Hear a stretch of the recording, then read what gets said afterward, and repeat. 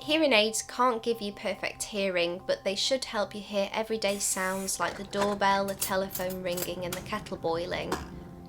They should also help you follow what people are saying so that conversations become much more easy and more relaxed. If you have been given a hearing aid, then it is likely that you have a nerve hearing loss, which is when the small sensory cells in the inner ear, called hair cells, are damaged.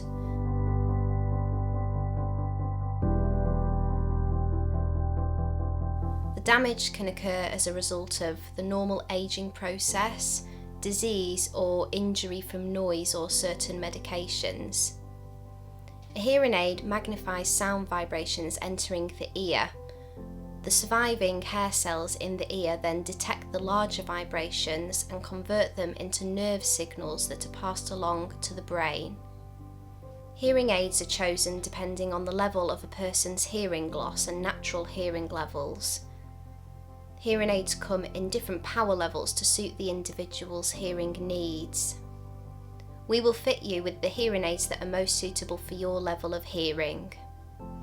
Here we are using a Phonak mid-power hearing aid for moderate to severe hearing losses.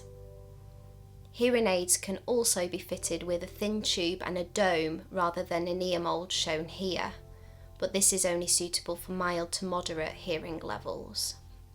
The right hearing aid will have a red marker near the battery drawer under the hearing aid, and the left side will have a blue marker.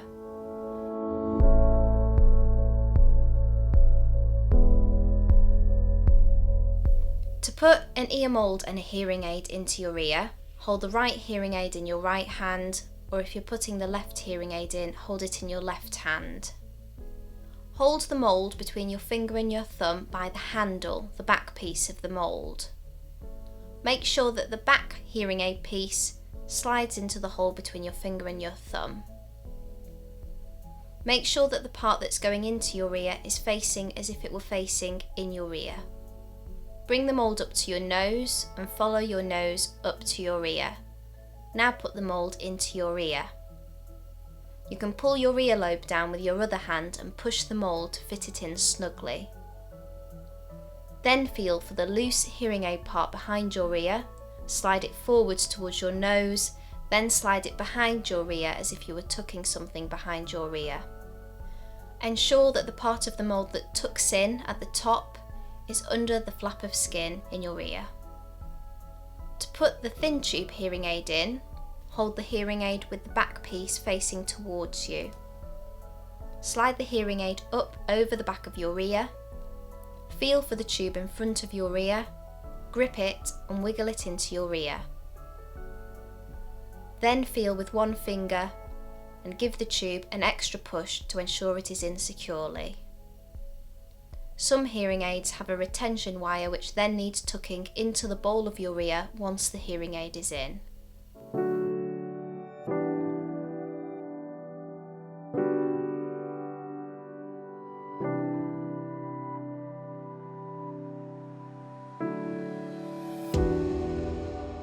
If the hearing aid is whistling, squealing, sizzling or buzzing, this could be feedback, which happens when sound from your hearing aid leaks out and gets picked up by the hearing aid microphone.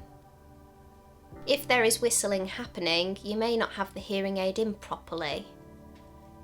You can take it out and put it in again, trying to ensure that the mould or the thin tube and rubber dome is correctly positioned in your ear and pushed firmly and snugly into your ear. Another reason that you might have whistling or feedback in the hearing aid is because you have excess wax in your ears. This causes the sound to go into your ear and bounce off the wax, causing the feedback. See your GP or nurse to check if you have wax in your ears. If none of these work, book an appointment to see your audiologist, as the hearing aid may be faulty or you may need a new mould or a new thin tube. If the hearing aid isn't working, check that the ear mould or tube is not blocked and the tubing is not twisted, squashed or split. Check that the battery is in the right way round in the hearing aid, or even try a new battery, as batteries can occasionally be faulty. If the hearing aid is still not working, check whether there are any droplets of condensation in the tubing. Hearing aids naturally are exposed to moisture from your skin as well as the air, which can cause a static sound in the hearing aid, or cause the hearing aid to turn on and off by itself. Keeping hearing aids dry will result in the hearing aid lasting longer. If you are having problems with your hearing aid, then you should contact your audiology department. You should also arrange a hearing aid service with your audiologist every 6 months to ensure that the hearing aid is well maintained.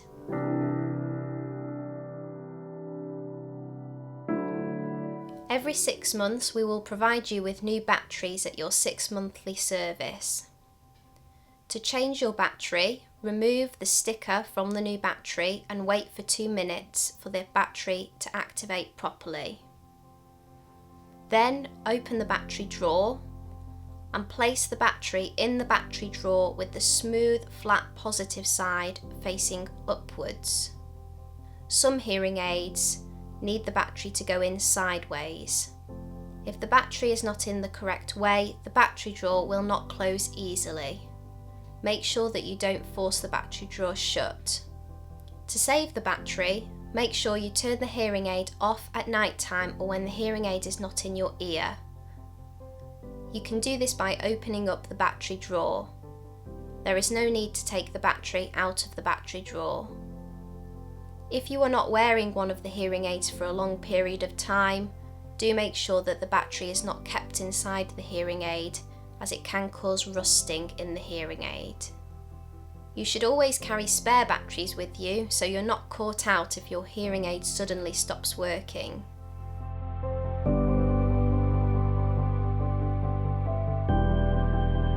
If your hearing aid is not maintained, the sound quality may be poor. It is therefore important to clean your hearing aid regularly. You can clean the hearing aid by wiping it carefully with a soft damp cloth or a tissue. Take care not to get it wet, as this can damage the hearing aid. If you have a hearing aid with a thin tube attached to it, the audiologist will have supplied you with some cleaning wires to keep the thin tubes clean. To clean the thin tubes, unscrew the thin tube and thread the cleaning wire through the thin tube from top to bottom.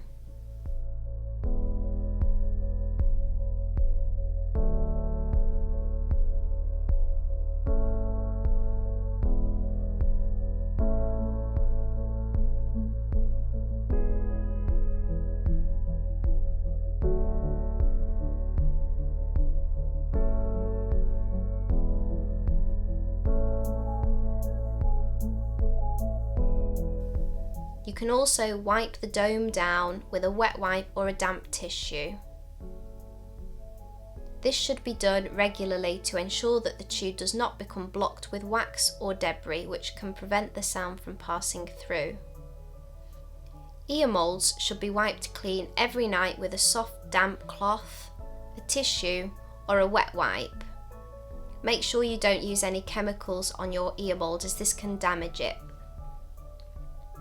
You can use an unbent paper clip or a similar item to remove any wax or debris that has got into the tube in the end of the ear mold.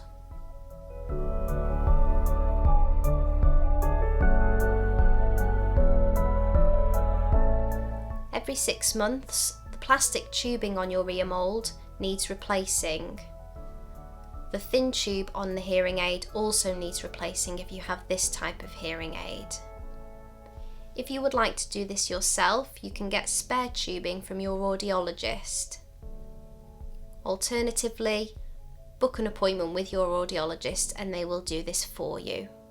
This needs to be done every 6 months. To re-tube an ear mold, pull the old tubing out of the mold. Put the old tubing to one side, then using a piece of pre-bent tubing, cut the shorter end to a taper to allow it to be threaded through the ear mold. Then thread the tapered end of the tubing through the ear mold so that it comes out of the end that usually goes into your ear. When you see the plastic tubing coming out of the ear mold channel, pull the tubing through until it reaches the bend. Cut the tapered part of the tubing off as close to the end of the ear mold as possible so that it is smooth inside your ear. You can then use the old piece of tubing to adjust the length of the tube to fit your ear properly. Do this by putting the old tube on top of the new tube and cutting it to match.